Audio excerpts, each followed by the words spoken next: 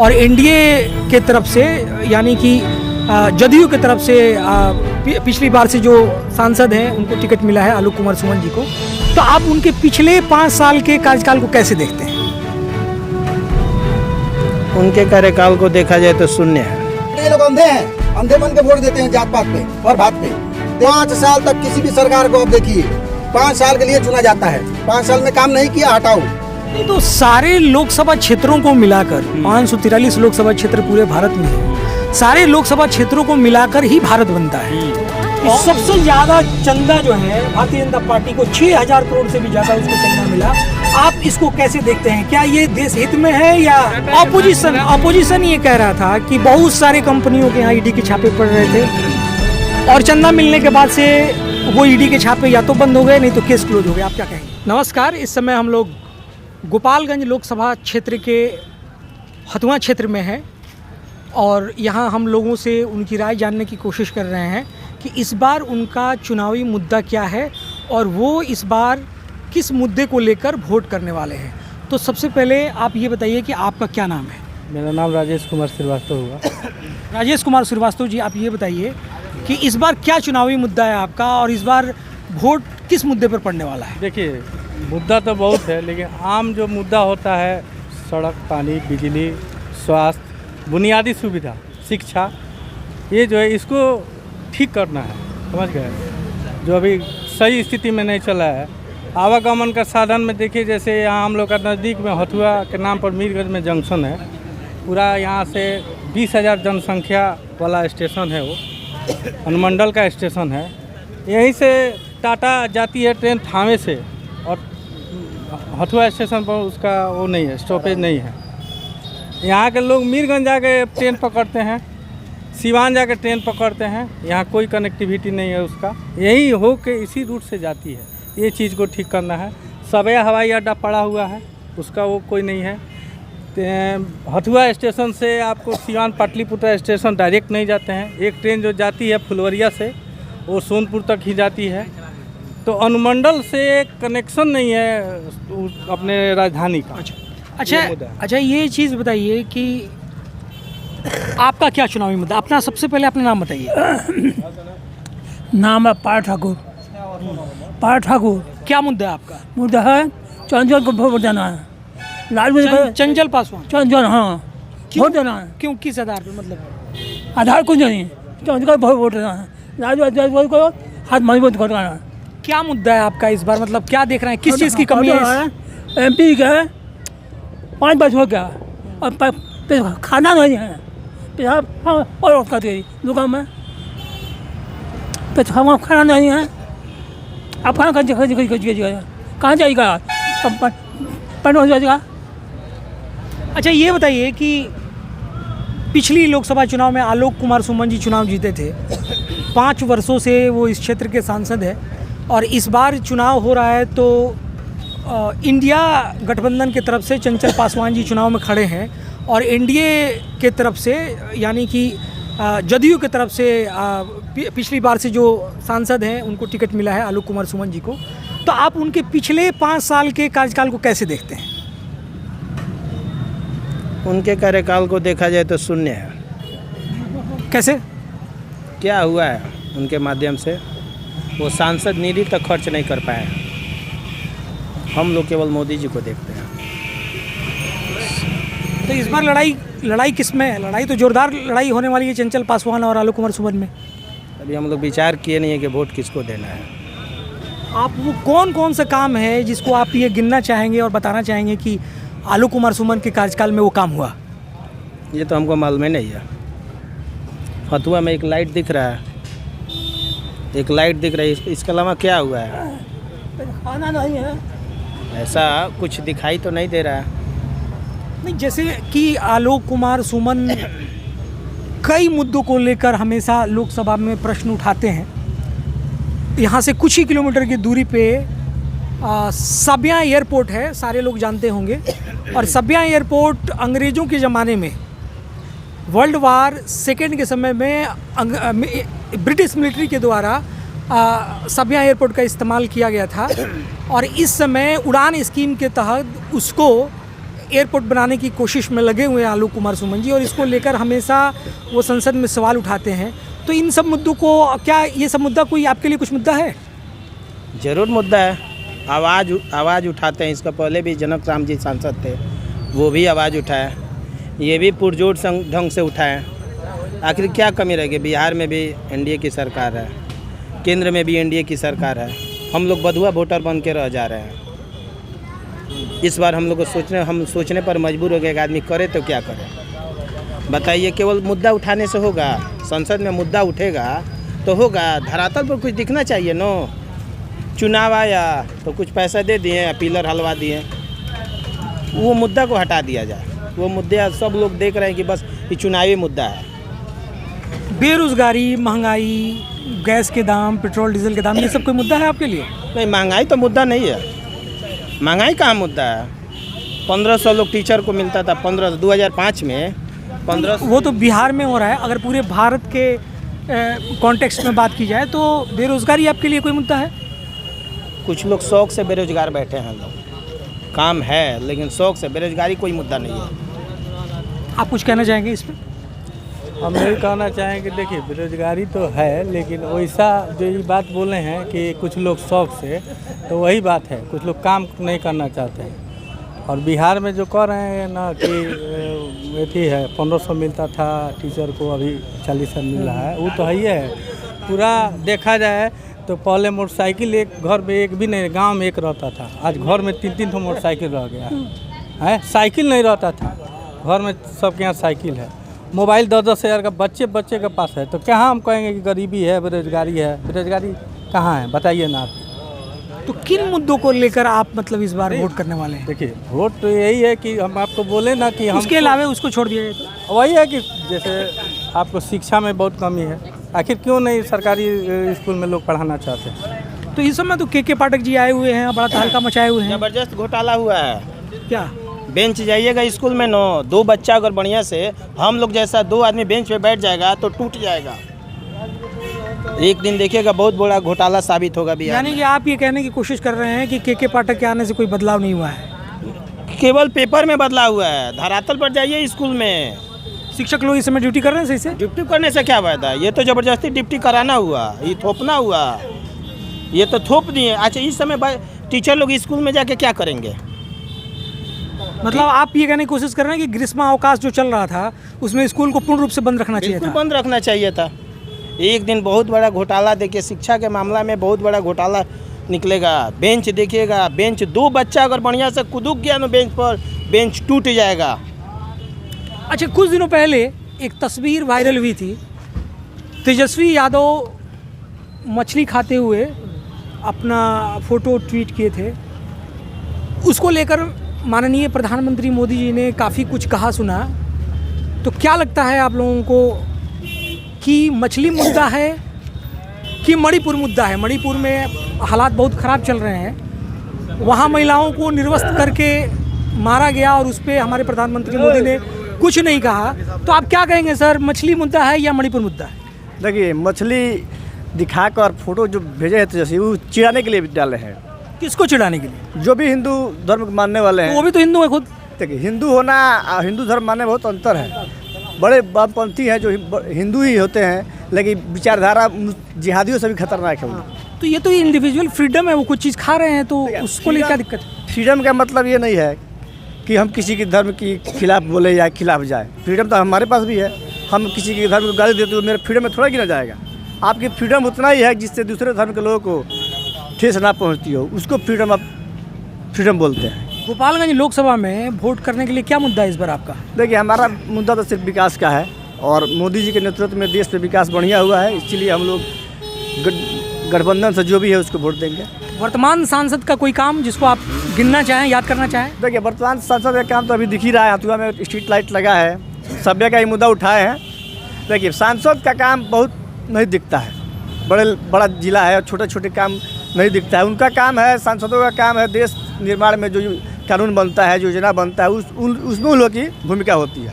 तो क्या सोच रहे हैं इस बार गोपालगंज लोकसभा क्षेत्र में ज़बरदस्त लड़ाई है या लड़ाई बिल्कुल आसान है? लड़ाई हमको दिख नहीं रहा है, क्योंकि हमको नहीं लगता है कि जो महागठबंधन के लोग हैं उतने मन से वो भी उतरे हुए हैं वीआईपी के प्रत्याशी के पक्ष में, वो भी उदासीन है। आप क्या कहेंगे सर? माननीय प्रधानमंत्री मोदी जी कह रहे हैं 400 पार, हमसे पूछे और एक मिनट पूछेंगे, और राहुल गांधी कह रहे हैं कि 150 पार। आप क्या कह रहे हैं, बताइए आप ही। हम कह रहे हैं चंद्र को वोट देना है, चंद्र को। डॉक्टर साहब खाना नहीं है और खाना चाहिए, अब खाना चाहिएगा तो खाना नहीं हमारे कम मतवा, तो चंद्र को वोट देना है, लालू का हाथ मजबूत करना है। लालू देन बाबा और कुछ आप कहना चाह रहे हैं? आइए इधर। बताइए, एक मिनट हम दे रहे हैं। हाँ बोलिए। बिहार की जनता को मालूम ही नहीं है कि विकास और मुद्दा है क्या। बिहार की जनता को क्या चाहिए? क्या मुद्दा? शिक्षा, स्वास्थ्य और रोजगार, चाहे केंद्र सरकार हो या राज्य सरकार हो। तो ये तीनों मिल रही है, कोई नहीं मिल रहा है, पब्लिक को पता ही नहीं है कि मिलना कैसे तो चाहिए। इस समय तो जदयू और भाजपा की सरकार है। किसी को वोट देने से क्या फायदा है? कोई वोट मांग रहा है उससे पूछो कि क्या किया है विकास के लिए, बिहार के लोगों के लिए क्या किया है, शिक्षा, स्वास्थ्य और रोजगार के बारे में क्या किया है। वोट ये लोग अंधे हैं, अंधे बन के वोट देते हैं जात पात पे और बात पे। तो ये लोगों को तो पता ही नहीं विकास है कहाँ। तो क्या इस समय तो फिर आप क्या करेंगे, नोटा दबाएंगे? बिल्कुल, पूरा राइट हमको नोटा दबाने का। जब हम उस सरकार से सहमत नहीं है तो क्यों दबा देंगे किसी को वोट? 50-75 साल से बाकी राज्य विकास हुआ है, बिहार में क्या विकास हुआ है बताएं? है कोई बात? ये शख्स यहाँ बता दे, इनको पता ही नहीं है एक्चुअल की विकास होता कैसा है। तो फिर क्या उपाय? अच्छा अभी मुद्दा कुछ भी हो, सरकार कोई भी आए, कुछ मुद्दा जो मेन मुद्दा है वो कोई भी लेकर नहीं आता है। पब्लिक को पता भी नहीं है कि मेन मुद्दा है क्या।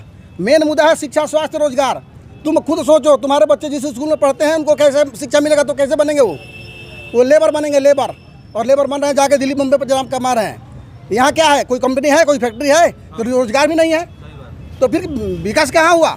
सरकारी अस्पताल में जाओ, वो इलाज नहीं है, कोई प्राइवेट में जाके इलाज करो, अपने जेब से पैसा भरो, दिल्ली मुंबई कमाओ और ला के यहाँ उनको खर्च करो। तो भाई वोट दे रहे हो तो समझो। अच्छा एक चीज़ बताइए जी, काफ़ी समय तक यहाँ आरजेडी का शासन रहा। बहुत पहले कांग्रेस का शासन हुआ करता था, आरजेडी का शासन रहा। उसके बाद से नीतीश कुमार की पार्टी के शासन रहा। अधिकतर समय वो भारतीय जनता पार्टी के साथ यहाँ सरकार में रहे। 17-18 महीने आरजेडी के साथ रहे, फिर वो अभी भाजपा के साथ हैं।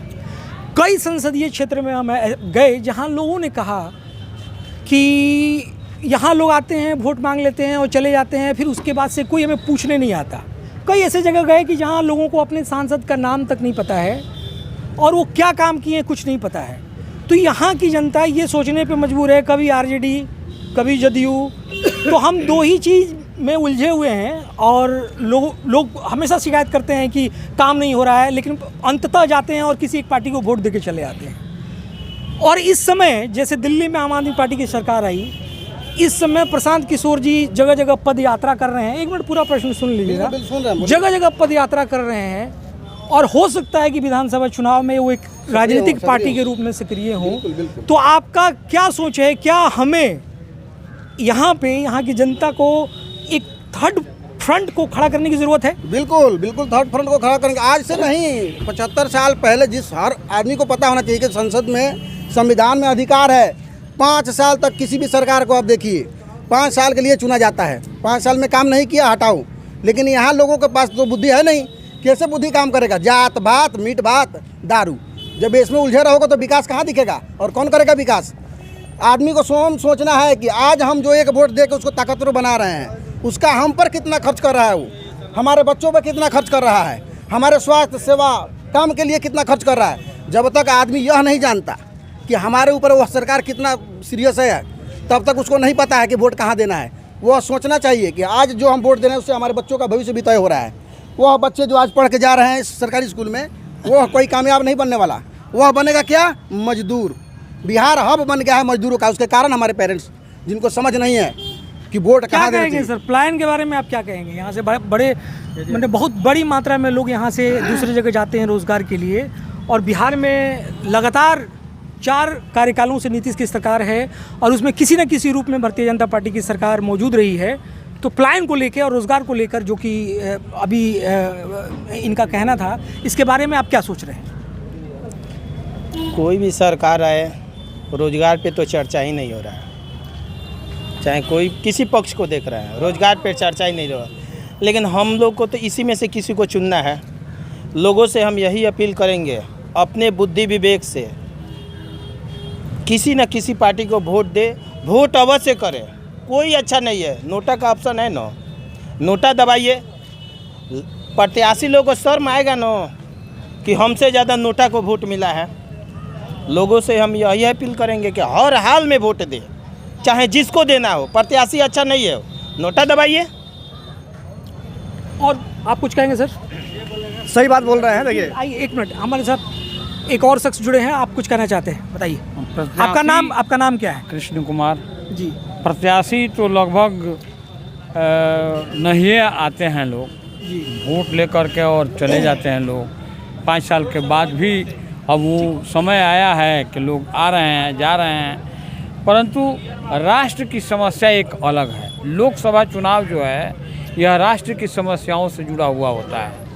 विधानसभा का जो चुनाव होता है वह स्थानीय समस्याओं के साथ जुड़ा होता है। तो इसमें तो यह देखना ही जरूर ही पड़ेगा कि राष्ट्र के लिए कौन सर्वोपरि है।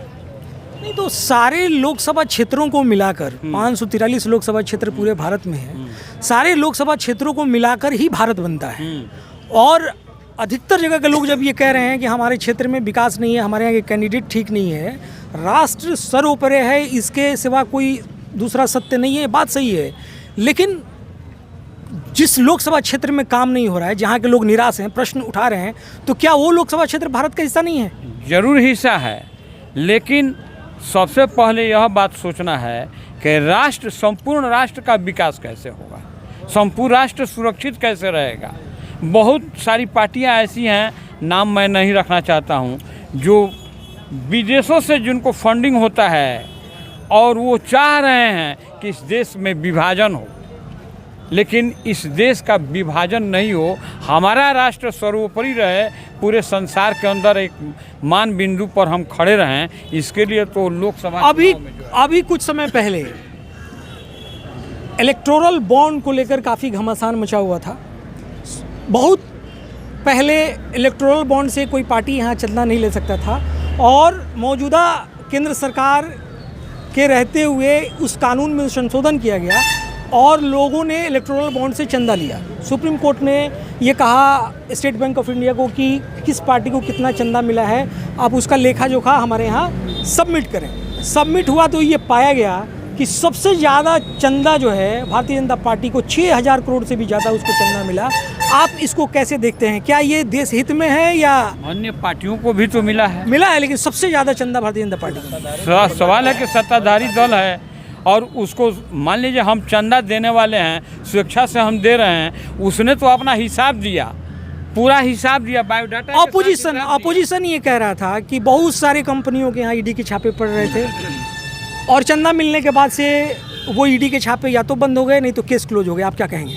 अपोजिशन तो सब कुछ कहता है, सारे जब एक साथ जब हो गए हैं और सबको जब मिल रहा है, गड्डी का गड्डी मिल रहा है, तो अपोजिशन तो सारे एक हो गए हैं। लोग सभी लोग यह सोच रहे हैं।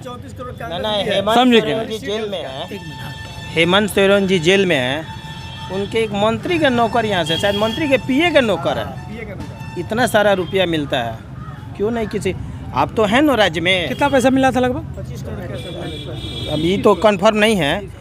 आप तो झारखंड में सत्ता में है ना, बीजेपी के कोई मंत्री के खिलाफ। वो तो एक क्षेत्रीय पार्टी है, यहाँ राष्ट्रीय स्तर के अंकल बात कर रहे थे, तो ये पर प्रश्न मैंने पूछा था। तो क्षेत्रीय पार्टी भी तो वो अपना काम कर रही है। भी तो क्षेत्रीय पार्टी है, उसको भी तो मिला है जी, बोलिए। बहुत ज़्यादा चंदा मिला है। कितना? 500-600 करोड़ से ज़्यादा मिला है। किसी को भी मिला हो, कांग्रेस को मिला हो, टीएमसी को मिला हो, या किसी भी पार्टी को मिला हो, इलेक्टोरल बॉन्ड में ये होता है कि आइडेंटिटी, लोगों की पहचान गोपनीय रखी जाती है। किसने दिया, ये प्रावधान है, उसका कोई मतलब आपको लेखा जोखा नहीं देना है। इसको लेके आप क्या सोचते हैं? क्या ये नियम जो इसको अमेंड किया गया वो सही किया गया था? देखिए, पार्टी जो सोच के बनाई होगी, क्या सोच के बनाई वो जानती है, लेकिन सुप्रीम कोर्ट ने जब इसको ओपन कर दिया तो वो तो खुले मार्केट में आ गया किस कंपनी ने किस पार्टी को चंदा दिया है। जो विरोधी लोग बात कर रहे हैं इलेक्ट्रल बॉन्ड के बारे में, उन्होंने जो चंदा लिया है वो तो कम से कम लौटा सकते हैं ना, सरकार के हवाले कर दे, सुप्रीम कोर्ट के पास लौटा दे। 1334 करोड़ 1334 करोड़, सिर्फ 44 सीट है कांग्रेस का, सिर्फ 44, 1334 करोड़ ले ली है, चिल्ला रही है। क्यों ले ली है भाई? उसको लौटाइए वापस। अब आने वाले समय में जब आपका विरोध था इलेक्ट्रोल बॉन्ड पर, तो आपने फिर क्यों लिया? आपको तो फिर वहाँ पर कहना चाहिए कि मैं एक पैसा नहीं लूँगा इलेक्ट्रोल बॉन्ड का। नहीं, देखिए प्रश्न तो खैर लंबा खींच रहा है ये। प्रश्न यहाँ ये था कि इलेक्टोरल बॉन्ड को लेके संशोधन किया गया, उससे चंदा मिला। जब कानून पास हुआ तो कानूनी हो ही गया, किसी को भी मिला। बात यहाँ मुख्य मुद्दा ये था, अपोजिशन ये कह रही थी कि आखिर उन कंपनियों का केस कैसे बंद हो गया जिन कंपनियों ने भारतीय जनता पार्टी को चंदा दिया।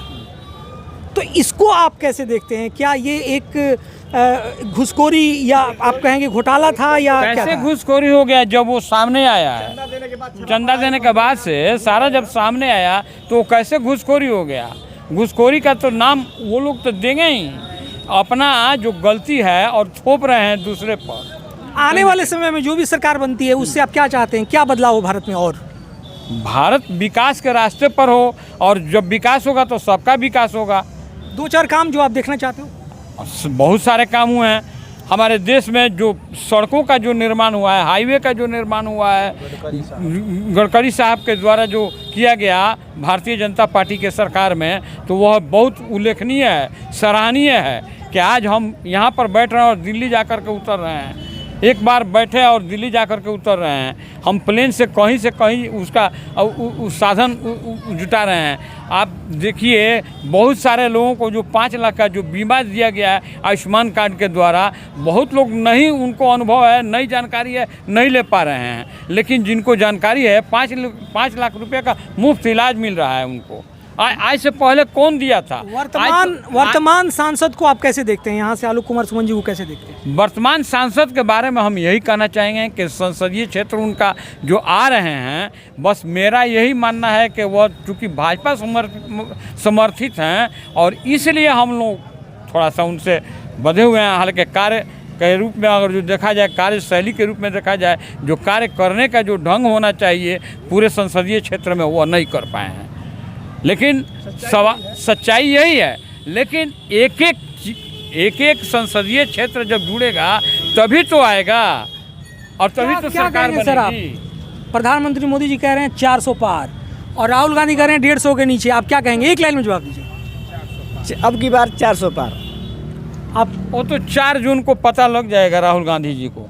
चलिए, इस समय के नीचे जा रहे हैं या वो 400 के पार ऊपर आ रहे हैं। सीट मिल रहा है कि नहीं, ये भी सोचना है। तो इस समय जी यहाँ पर देखिए, यहाँ से कौन जीतेगा?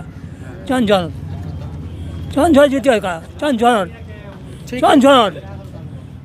लालू जी को हाथ मजबूत करा रहे हैं। चंद तो एक मिनट, इस समय हम लोग गोपालगंज संसदीय लोकसभा क्षेत्र में मौजूद थे।